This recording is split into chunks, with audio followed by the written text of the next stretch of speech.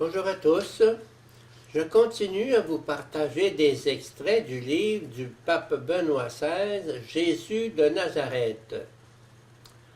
Les tentations de Jésus, suite. On a associé cette tentation, la deuxième, au thème du Panem et Circenses, du pain et des jeux. Après le pain, doit être offert quelque chose de sensationnel. Comme il ne suffit manifestement pas à l'homme d'être physiquement rassasié, celui qui ne veut pas laisser entrer Dieu dans le monde et dans les hommes doit offrir la stimulation d'expériences excitantes dont le frémissement remplace et refoule l'émotion religieuse. L'enjeu apparaît dans la réponse de Jésus empruntée encore au Deutéronome 6,16. « Vous ne mettrez pas à l'épreuve le Seigneur votre Dieu. » Dans le Deutéronome, c'est une allusion à l'histoire d'Israël qui risquait de mourir de soif dans le désert. Ils avaient mis le Seigneur au défi en disant « Le Seigneur est-il vraiment au milieu de nous, ou bien n'y est-il pas? » Exode 17,7.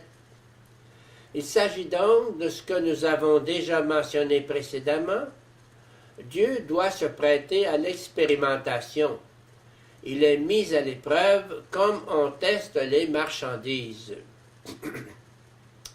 Il doit se soumettre aux conditions que nous considérons comme nécessaires à notre certitude. Pardon.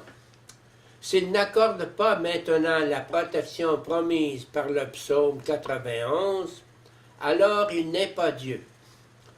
Alors il a falsifié sa parole et de ce fait, il s'est falsifié lui-même.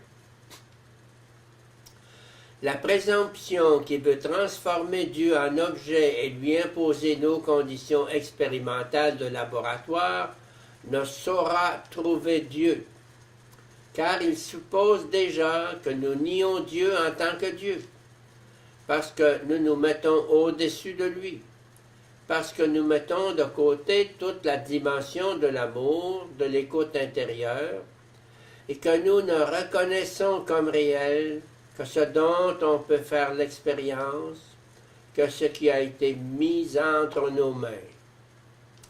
Celui qui pense ainsi se fait lui-même Dieu, et rabaisse ainsi non seulement Dieu, mais aussi le monde et lui-même. Le Christ ne s'est pas jeté du pinacle du temple. Il n'a pas sauté dans l'abîme. Il n'a pas mis Dieu à l'épreuve.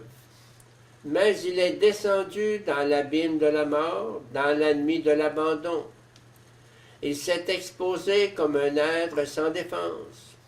Il a osé ce saut-là, comme acte d'amour de Dieu pour les hommes.